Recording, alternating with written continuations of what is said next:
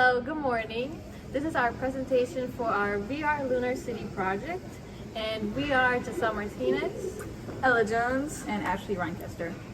and we are from Cypress Springs High School. Our teacher is Mr. Marcus, and our mentor is Glenn Johnson. What is our goal? Our goal is to plan and create a functional layout or visual of what a lunar city would look like with the adequate resources needed for ice excavation and comfortable living for astronauts on the moon, considering factors such as the gravity, dust, and distances, along with many other factors.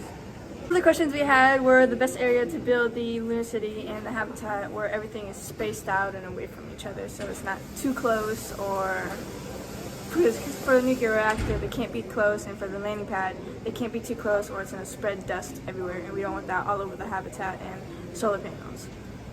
Some of the problems we had was finding the best way to obviously put the location like where we can get the ice, and so it's faster and easier for us to bring it to the ice farm. Okay, so some of the ideas we got from our research was where to find the best location to build our city in, which we found out would be in between a Shackleton crater and Shoemaker, and because that would be the most flat area to work in with the least holes in order to create a more functional city for a roading system. And the space between Shackleton Crater and Shoemaker would be around 31 miles, which would be more than enough space to build our whole city in. We have also researched mini nuclear reactors, also known as SMRs.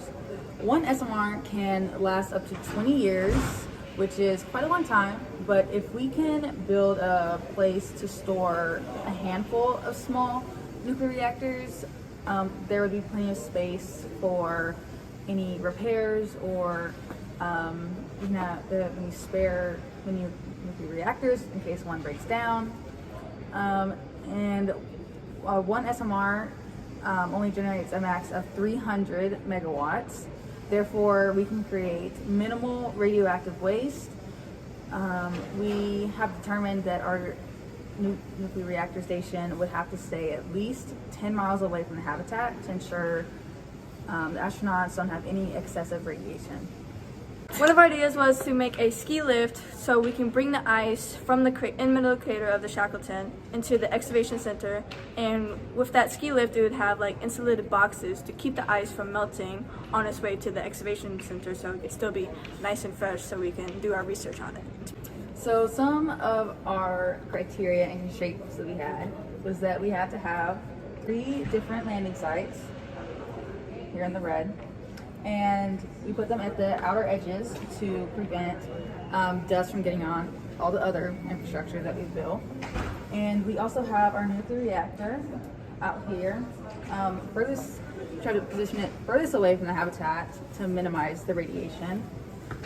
And we have our trash pit. And we have our boneyard within close distance to our habitat, because they are going to be used quite often by our astronauts. So we wanted to keep that close by to also minimize radiation from the trip from the habitat to the place. And over here, this thing in purple right here, that is our ice excavation plant. And this string right here is our lift and how it would look like going over the crater.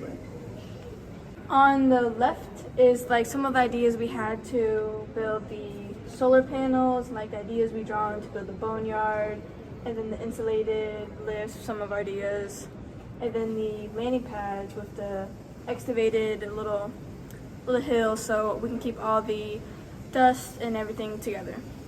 And on the right was the layout we thought would be best to put everything so everything's evenly amount, not too far, not too close, at the right distance. So these are the models and prototypes that we began creating on Inventor. First off, we have the solar panel, which we created with multiple panels in a circle on top of one another to allow for more light to get on them. And so we have more space available to create a bigger solar farm. This is the landing pads prototype we had with the elevated area to keep all the dust so it doesn't like fly over the habitat or solar panels. And then the boneyard idea that we had for it. We also went ahead and put this 3D model onto Inventor, and we more accurately placed where all the layout of the infrastructure would be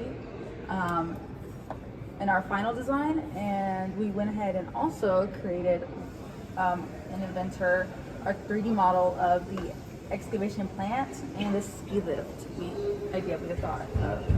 For our endgame goals, we plan on tweaking the solar panel to have only one panel revolving around our pole, so that way it can be more cost efficient and it'd be easier to take on the moon, because we would have to make a lot of these in order to create a big solar farm. We also plan on finishing the boneyard, the trash pit, the nuclear reactor building system, and our light and roading system. To be able to include it into our moon surface on Inventor, so we're able to have everything on Inventor and create our video. And lastly, we plan on 3D printing all of our models into our physical model in order to have a better looking prototype. Thank you for listening. Thank you very much. Thank you.